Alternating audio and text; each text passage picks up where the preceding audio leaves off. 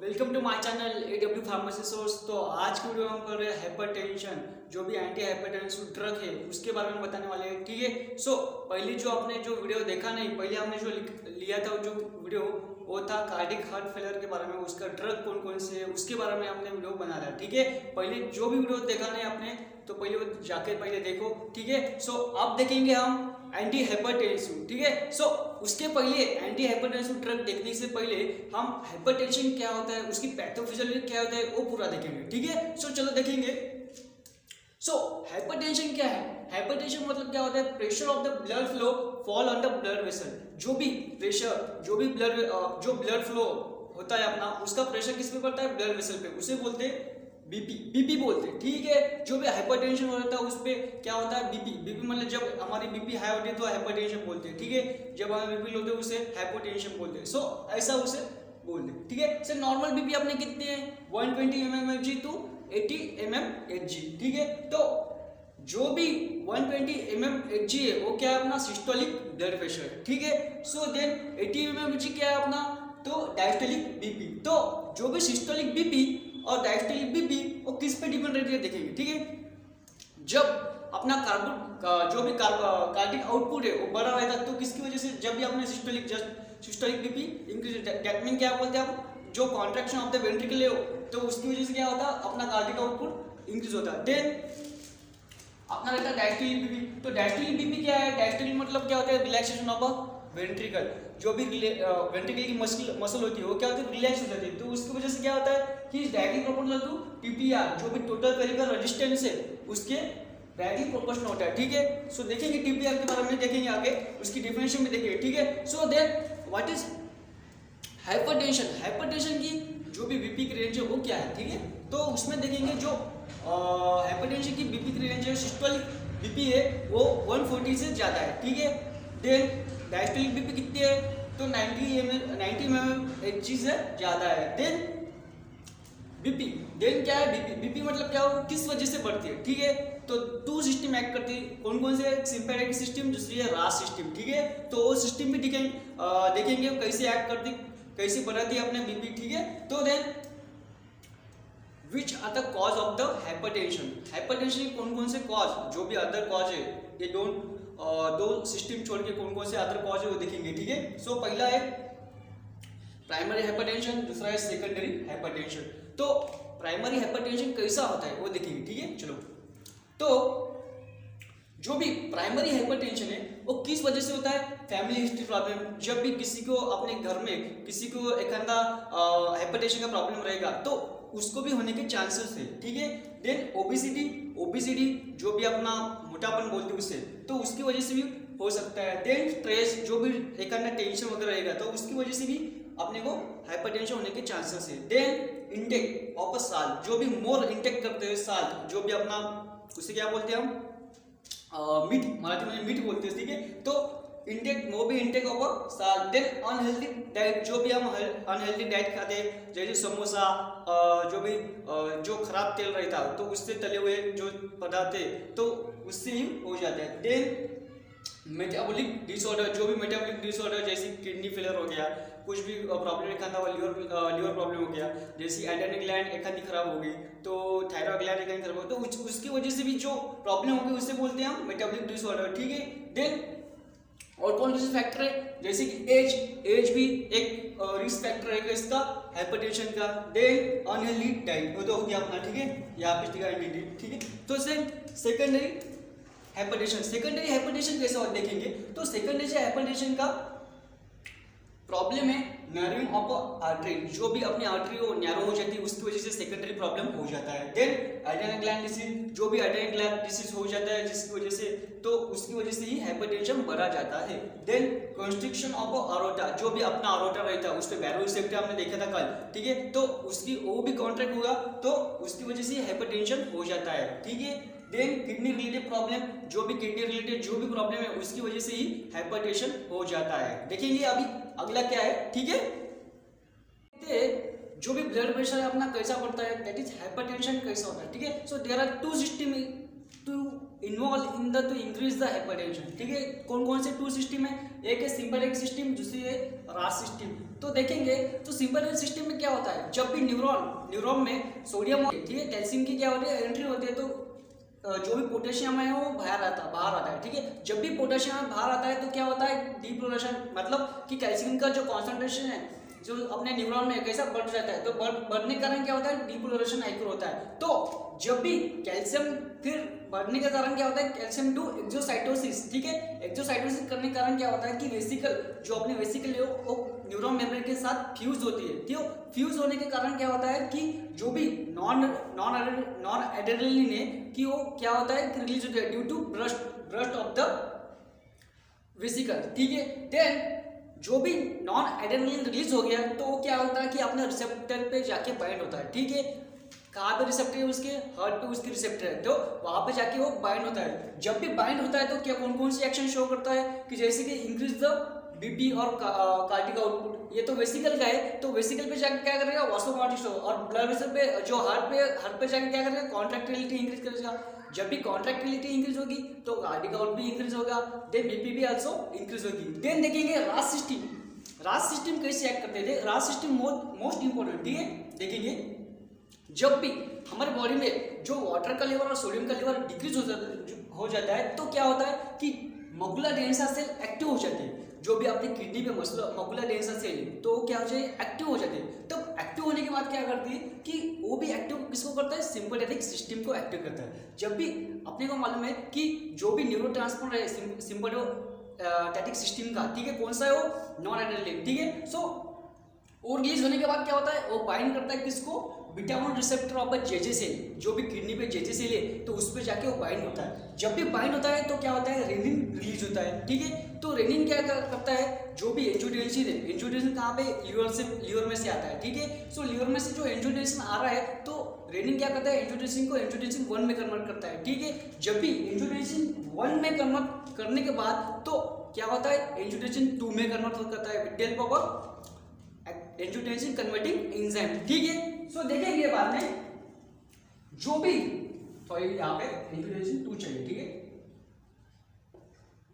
ठीक है, एंजियोटेंसिन 2 है। ठीक है, तो जब भी एंजियोटेंसिन रिलीज हो गया तो वो क्या करते हैं अपने रिसेप्टर पे जाके बाइंड होता है। ठीक है, जब भी रिसेप्टर पे जाके बाइंड होगा तो कौन कौन से क्या क्या एक्शन शो करेगा वो करेगा ब्लड वेसल पे वासोकॉन्ट्रिक्शन, तो उसकी वजह से क्या होगा बीपी अपनी क्या होगी इंक्रीज होगी। ठीक है, देन जो भी अपना हाइपोथैलेमस में थर्ड सेंटर जो भी अपने प्यास लगती उसको क्या करता है एक्टिवेट करता। तो एक्टिव करने के कारण जो भी अपने बॉडी को जो भी रिक्वायरमेंट है पानी की वो क्या होगी रिक्वायरमेंट फुलफिल होगी। ठीक है, तो उसको एक्टिवेट करके क्या करेगा जो भी वाटर का लेवल है इंक्रीज करेगा। तो वाटर का लेवल इंक्रीज हो गया तो ब्लड वॉल्यूम भी इंक्रीज होगा। जब भी ब्लड वॉल्यूम इंक्रीज होगा तो automatically blood pressure also increase. ठीक है, ऐसी तरह से जो भी रास सिस्टम है वो क्या करती है एक्ट करती है। ठीक है, तो दूसरा क्या है रिलीज एडीएच, जो भी एंटी डायबिटिक हार्मोन कौन सा है अपना एडीएच अपना ये अल्डोस्टेरोन हार्मोन। ठीक है, सो अल्डोस्टेरोन हार्मोन क्या करेगा जो भी सोडियम और वाटर के रिटेंशन करेगा। उसकी वजह से क्या होगा कि अपने बॉडी में जो भी वाटर के लेवल क्या हो गया इंक्रीज होगी। इंक्रीज होने के बाद क्या होगा कि ब्लड वॉल्यूम आल्सो इंक्रीज। जब भी ब्लड वॉल्यूम इंक्रीज हो गया तो automatically blood pressure also increase. ठीक है, तो इस तरह ये 2 सिस्टम काम करती है। ठीक है, अब देखेंगे कौन कौन से ड्रग है जो एंटी हाइपरटेंसिव के ट्रीटमेंट के लिए यूज होते हैं। ठीक है, अब देखें। ठीक है, चलो तो अभी देखेंगे एंटी हाइपरटेंसिव ड्रग कौन कौन से ड्रग ट्रीट करते हैं हाइपरटेंशन को वो देखेंगे। ठीक है, सो पहला क्लास है अपना डायबिटिक्स में 3 सब टाइप है। उसका पहले है थायराइड, देन है हाइस्लिंग डायबिटिक्स, देन है पोटेंशियल स्पेरिंग डायबिटिक्स। ठीक है, सो थायराइड में कौन कौन से एग्जांपल है देखेंगे हाइड्रोक्लोरोथायराइड्स, क्लोरोथायराइड्स। देन हाइस्लिंग डायबिटिक्स में कौन कौन सा है फुरोसामाइड्स। देन पोटेंशियल स्पेरिंग डायबिटिक्स क्या है स्पैनोलैक्टोन, इनालोप्रिल, लिसिनोप्रिल, सॉरी स्पैनोलैक्टोन है। ठीक है, तो ये कौन सा है एसी इनहिबिटर है। ठीक है, इसमें स्पैनोलैक्टोन है। देन एआरबी कौन सा है जो एंजियोटेंसिन रिसेप्टर ब्लॉकर कौन सा है लोरासार्टन, कैंडेसार्टन, इर्बेसार्टन, जिसके पीछे क्या आता है सफिक्स कौन सा आता है सार्टन, उसे बोलते हैं ARB, ठीक है। देन डायरेक्ट रेनिन इनहिबिटर कौन सा है, एलिस्क्रीन। देन कैल्शियम चैनल ब्लॉकर, उसमें आता है वर्मापिल, डिल्टियाज़म, नेफेडिपिन, फेलोडिपिन, पूरा आता है, ठीक है। देन बीटा एडेनर्जिक ब्लॉकर, जो भी बीटा रिसेप्टर को ब्लॉक करते हैं, कौन कौन से, प्रोपेनोलॉल, मेटाप्रोलॉल, एटेनोलॉल। तो प्रोपेनोलॉल कौन सा है, नॉन सिलेक्टिव बीटा ब्लॉकर है। देन मेटाप्रोलॉल क्या है, एक सिलेक्टिव बीटा ब्लॉकर है। Then beta plus alpha adenine blocker, beta को ब्लॉक करता है, अल्फा को ब्लॉक करता है। तो कौन कौन से एग्जाम्पल उसमें, labetalol, carvedilol. Then alpha 2 adrenergic blocker, alpha 2 adenine जो अल्फा 2 रिसेप्टर है उसको ब्लॉक करता है, कहाँ प्रेजेंट रहता है, जो भी प्री सिनेप्टिक न्यूरॉन रहता है वहाँ प्रेजेंट रहता है। इसका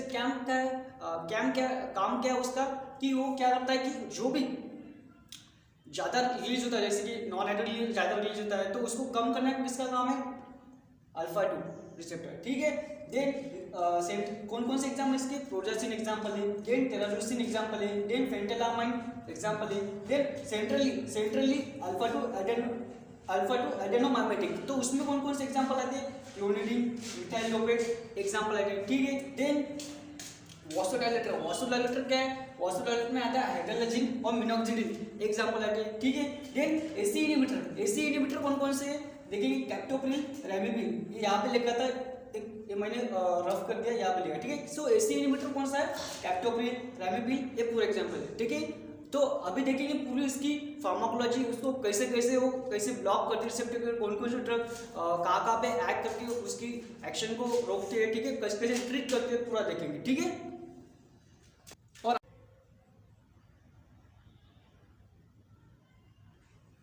अभी देखेंगे अल्फा 2 स्टिमुलेंट जो भी सेंट्रली एक्ट करते हैं, कौन कौन से ड्रग है वो देखेंगे अल्फा 2 रिसेप्टर पे। कौन सा है, क्लोनिडीन और अल्फा मिथाइल डोपामाइन, ये दो ड्रग है। तो कैसे एक्ट करें देखेंगे, क्लोनिडीन का मैकेनिज्म एक्शन देखेंगे पहले, ठीक है। क्लोनिडीन चलो, क्लोनिडीन कैसा क्या करता है, जो भी अपना समझो ये अपना रिसेप्टर है,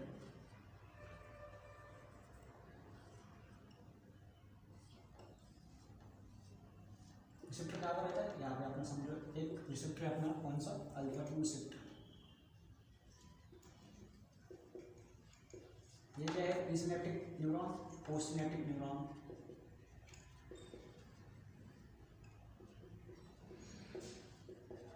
ठीक है, दो न्यूरॉन है। तो क्लोनिडीन क्या करता है, देखो क्लोनिडीन क्या करता है कि जो अल्फा 2 रिसेप्टर है उसको जाके बाइंड करता है। तो बाइंड करने के बाद वो क्या करता है, स्टिमुलेट करता है उसको। तो स्टिमुलेट करने के बाद क्या होगा कि अपने आपको मालूम है कि अल्फा 2 रिसेप्टर क्या करता है कि इनहिबिटिंग एक्शन देता है इसको, जब भी नॉन जो एड्रेनलिन वो भी रिलीज होता है तब उसको क्या करता है, इनहिबिट करना काम किसका है, अल्फा 2 रिसेप्टर का, ठीक है। तो उसको क्या करता है, स्टिमुलेट करता है। और भी क्लोनिडीन क्या करता है, उसको स्टिमुलेट करने का। स्टिमुलेट करने के बाद क्या होता है कि जो भी एड्रेनलिन जो भी रिलीज हो रही थी वो क्या होगा, डिक्रीज होगा, उसकी लेवल क्या होगी, कम होगी, ठीक है। तो ऑटोमेटिकली बीपी भी क्या होगी, डिक्रीज होगी, क्योंकि एड्रेनलिन बाइंड नहीं करेगा, उसकी लेवल कम होगी, ठीक है। अब देखेंगे मिथाइल डोपेट क्या करेंगे, क्या मिथाइल डोपामाइन क्या करेंगे, ठीक है, देखेंगे। चलो, ये जो अल्फा मिथाइल डोपामाइन है ये क्या करेगा, देख अपने को मालूम है कि जो अपना नॉन एड्रेनलिन वो एड्रेनलिन का पाथवे कैसा है रिलीज होने का, ठीक है। सो देखेंगे जो भी पहले क्या है, टायरोसिन से क्या बनता है, डोपा से क्या बनता है, डोपामाइन, नॉन एड्रेनलिन, उसके बाद नॉन एड्रेनलिन, उसके बाद एड्रेनलिन। तो इधर क्या है, एंजाइम रहेगी, ठीक है, इसको करने के लिए, कन्वर्ट करने के लिए एंजाइम रहेगी। तो अल्फा मिथाइल डोपामाइन क्या करता है कि जो डोपामाइन है इसको रिप्लेस करता है किससे, अल्फा मिथाइल डोपामाइन, ठीक है, यहाँ पे लिखा मैंने, देखो, ठीक है, अल्फा मिथाइल डोपामाइन, ठीक है, इसको क्या डोपामाइन को रिप्लेस करता। तो रिप्लेस करने के बाद क्या होता है कि नीचे भी क्या बनेगा फिर बाद में, अल्फा मिथाइल नॉन एड्रेनलिन, ठीक है, अल्फा मिथाइल नॉन एड्रेनलिन, ठीक है, देखो, ठीक है। देन उसके बाद क्या बनेगा इधर, अल्फा मिथाइल एड्रेनलिन, ठीक है। बट जो भी अल्फा मिथाइल नॉन एड्रेनलिन बना है ये क्या करेगा, जो भी अल्फा 2 रिसेप्टर है उसको भी और स्टिमुलेट करेगा, ठीक है, उसको क्या करेगा और स्टिमुलेट करेगा। तो उसकी वजह से क्या होगा कि जो भी नॉन एड्रेनलिन की लेवल है वो क्या होगी, डिक्रीज होगी तो क्या होगा, ब्लड प्रेशर भी डिक्रीज होगा, ठीक है। चलो अगला देखेंगे। अभी देखेंगे बीटा ब्लॉकर कैसे एक्ट करता है, ठीक है। चलो देखेंगे। तो बीटा ब्लॉकर अपने को मालूम है नॉन सिलेक्टिव और सिलेक्टिव रहता है, ठीक है। सो नॉन सिलेक्टिव कौन सा है, बीटा 1 बीटा 2 रिसेप्टर को ब्लॉक करता है, ऐसा कौन सा है, प्रोपेनॉल, ठीक है। सो भी सिलेक्टिव और बीटा बीटा रिसेप्टर से कौन सा है, एटेनोल, मेटाप्रोलॉल, वो भी बोल सकते हैं, ठीक है। सो क्या करता है बीटा ब्लॉकर, जो भी हार्ट पे रिसेप्टर है बीटा 1 बीटा 2 रिसेप्टर, उसको क्या करते हैं, ब्लॉक करते हैं। जब भी ब्लॉक करेंगे तो क्या कहाँ पे प्रेजेंट रहता है बीटा 1 रिसेप्टर, जैसे कि AV node, SA node, myocardial muscle जो भी रहती है हार्ट की वहाँ पे, ठीक है। सो उसको क्या करते हैं, ब्लॉक करते हैं। जब भी ब्लॉक करते हैं तो क्या होगा, जो नॉन एड्रेनलिन है आपका उसको बाइंड नहीं होगा। तो बाइंड नहीं होगा तो क्या होगा, जो भी अपना ब्लड प्रेशर है वो डिक्रीज हो गया। कैसे होगा देखेंगे, चलो। तो हार्ट रेट अपना क्या होगा, डिक्रीज। जब भी हार्ट रेट डिक्रीज होगा तो कॉन्ट्रैक्टिलिटी भी हम बोल सकते हैं कि डिक्रीज होगी। कॉन्ट्रैक्टिलिटी डिक्रीज होगी तो क्या बोल सकते हैं, कार्डियक आउटपुट डिक्रीज हो गया और बीपी भी आल्सो डिक्रीज होगी, ठीक है। देन देखेंगे बीटा जो बीटा ब्लॉकर है कहाँ पे एक्ट करते हैं, जेजे सेल पे। जो भी रेनिन की रिलीज होती है वहाँ से, तो उसको ब्लॉक करते हैं। जब भी रेनिन रिलीज नहीं होगा डिक्रीजल लेवल पर रेनिन, देन क्या होगा, इनहिबिट एक्शन ऑफ एंजियोटेंसिन। हमने पूरा देखा पाथवे, ठीक है, रास सिस्टम का, ठीक है। तो क्या करेगा वहाँ पे, अपने को मालूम है कि एंजियोटेंसिन क्या करता है, वासो कॉन्ट्रिक्शन और सोडियम वाटर रिटेंशन करता है, ठीक है। पर यहाँ पे क्या करेगा कि अभी वासो डायलेशन करेगा, ठीक है। वासो डायलेशन करेगा तो देन और क्या करेगा, सोडियम वाटर रिटेंशन डिक्रीज होगी, ठीक है। जब भी वासो डायलेशन होगा तो क्या होगा, जो भी बीपी अपनी बढ़ी हुई है वो क्या होगी, डिक्रीज होगी, ठीक है। देन जो भी सोडियम वाटर रिटेंशन हो रहा था वो डिक्रीज होने के कारण क्या होगा, जो भी अपनी ब्लड वॉल्यूम है वो भी डिक्रीज होगा। जब ब्लड वॉल्यूम डिक्रीज होगा तो जो भी अपना ब्लड प्रेशर है वो भी डिक्रीज होगा, ठीक है। सो इसके बाद देखेंगे कैल्शियम चैनल ब्लॉकर, ठीक है। सिर्फ वीडियो लास्ट तक देखिए और वीडियो अभी तक आपने लाइक नहीं किया तो पहले लाइक कीजिए, ठीक है। तो अभी देखेंगे कैल्शियम चैनल ब्लॉकर। तो कौन कौन से कैल्शियम चैनल ब्लॉकर है, डिल्टियाजम, नेफिडिपिन, वर्मापिन, मिलोडिपिन, और भी एग्जांपल है आप देख लो, ठीक है। तो वो क्या करेगा, ब्लॉक करेगा किसको, कैल्शियम चैनल ब्लॉकर। कहाँ पे प्रेजेंट होता है कैल्शियम चैनल ब्लॉकर, देखेंगे मायोकार्डियल सेल, कौन से एल टाइप ऑफ जो कैल्शियम चैनल ब्लॉकर रहते हैं उसको क्या करता है, ब्लॉक करता है, ठीक है। जब भी मायोकार्डियल सेल में जो कैल्शियम है उसको ब्लॉक करेगा तो क्या होगा कि कैल्शियम का इन्फ्लक्स जो है वो सेल में नहीं होगा। जब भी कैल्शियम का इन्फ्लक्स डिक्रीज होगा तो कॉन्ट्रैक्टिलिटी ऑफ हार्ट क्या होगा, डिक्रीज होगी। अपने को मालूम है कैल्शियम बहुत इंपॉर्टेंट है किसके लिए, कॉन्ट्रैक्टिलिटी के लिए, ठीक है। यहाँ पे कॉन्ट्रैक्टिलिटी डिक्रीज हो रही तो हार्ट रेट भी डिक्रीज होगा। जब भी हार्ट रेट डिक्रीज होगा तो कार्डियक आउट भी डिक्रीज होगा। देन बीपी आल्सो डिक्रीज, ठीक है। देन कैल्शियम चैनल कहाँ पर प्रेजेंट होता है, देन आर्टरीज पर, ठीक है।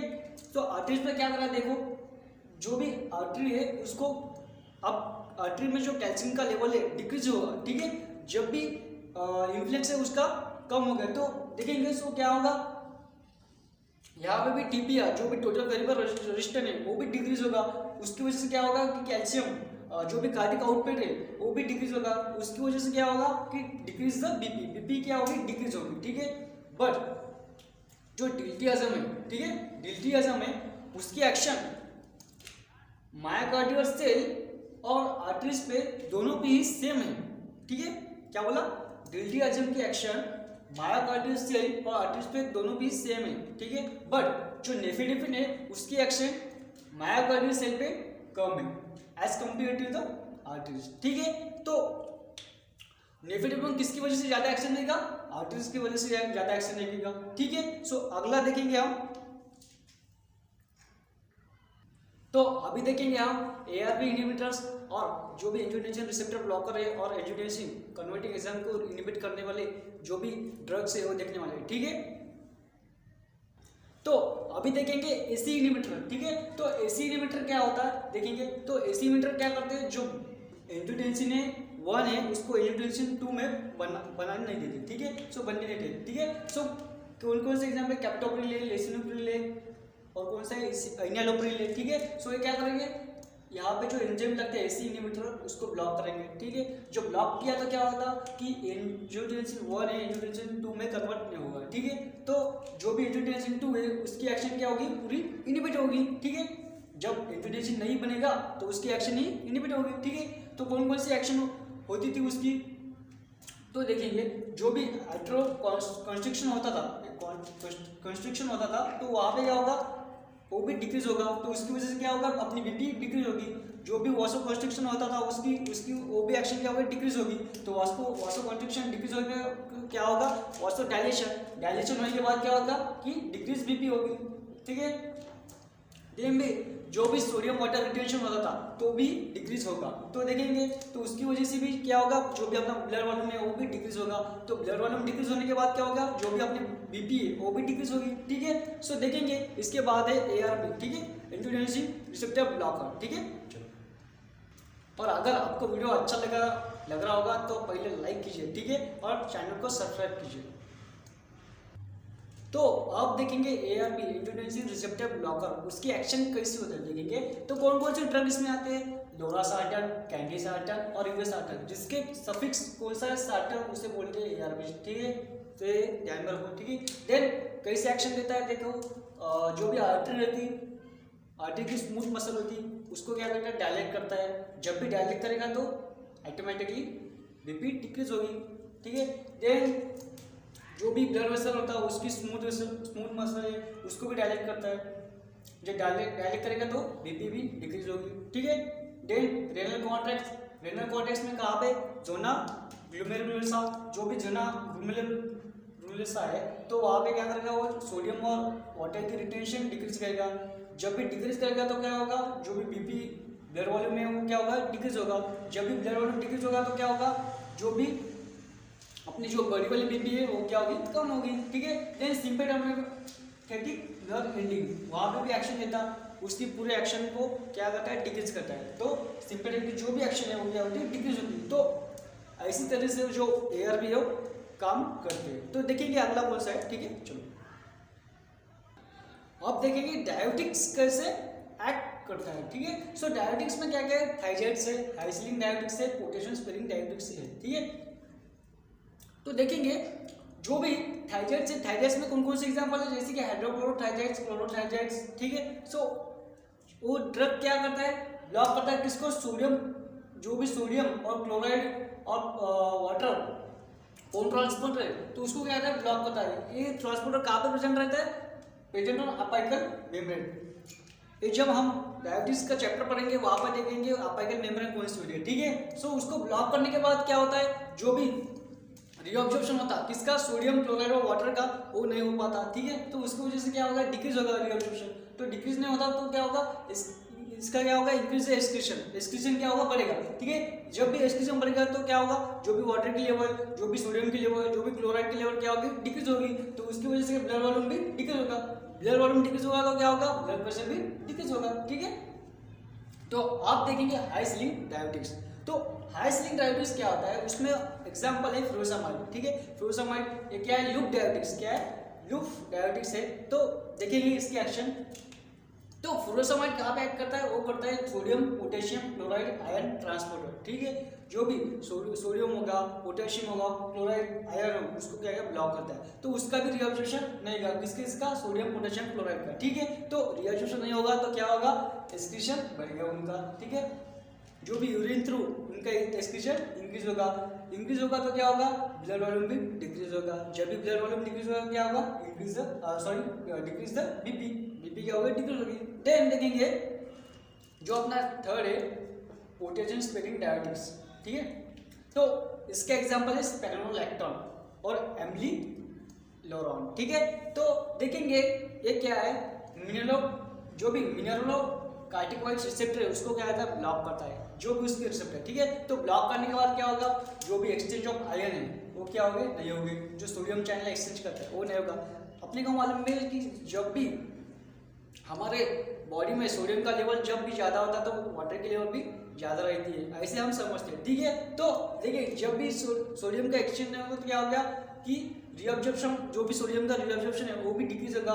तो डिक्रीज होगा तो क्या होगा कि इसका दैट मीन हम क्या बोल सकते हैं कि एक्सक्रीशन बढ़ रहा है, ठीक है। तो एक्सक्रीशन बढ़ रहा है तो क्या होगा, बीपी भी डिक्रीज होगी, ठीक है। तो अगला देखेंगे हम रेनिन इनहिबिटर, ठीक है। चलो तो आप देखेंगे रेनिन इनहिबिटर कौन सा है, एलिस्क्रीन बोलते हैं, क्या बोलते हैं, एलिस्क्रीन। ठीक है, तो क्या करता है देखेंगे, चलो। जो भी एलिस्क्रीन है वो क्या करता है, रेनिन को ब्लॉक करता है। ठीक है, अपने को मालूम है रेनिन की एक्शन क्या है। रेनिन क्या करता है, एंजियोटेंसिन 1 है, सॉरी एंजियोटेंसिन है तो उसको एंजियोटेंसिन 1 में कन्वर्ट करता है। ठीक है, तो एंजियोटेंसिन 1 कन्वर्ट होता है एंजियोटेंसिन 2 में with the help of AC inhibitor. ठीक है, तो आप क्या होगा देखेंगे, जो भी रेनिन ब्लॉक हो गया तो जो भी एंजियोटेंसिन है वो एंजियोटेंसिन 1 में नहीं कन्वर्ट होगा। ठीक है, जो भी एंजियोटेंसिन 1 कन्वर्ट नहीं होगा तो एंजियोटेंसिन 2 भी नहीं बनेगा। तो जो भी इसकी एक्शन है, एंजियोटेंसिन कौन सी एक्शन है, वासो कॉन्स्ट्रिक्शन, जो भी वासो कॉन्स्ट्रिक्शन करता है वो क्या होगा, डिक्रीज होगा। ठीक है, सो डिक्रीज होगा तो उसकी वजह से बीपी अपनी क्या होगी, डिक्रीज होगी। ठीक है, तो और भी क्या काम है इसका, इसको रिलीज करता है अल्डोस्टेरोन। भाई जब एल्डोस्टेरोन नहीं बनेगा तो सोडियम वाटर रिटेंशन कहाँ से होगा। ठीक है, so sodium water retention also decrease.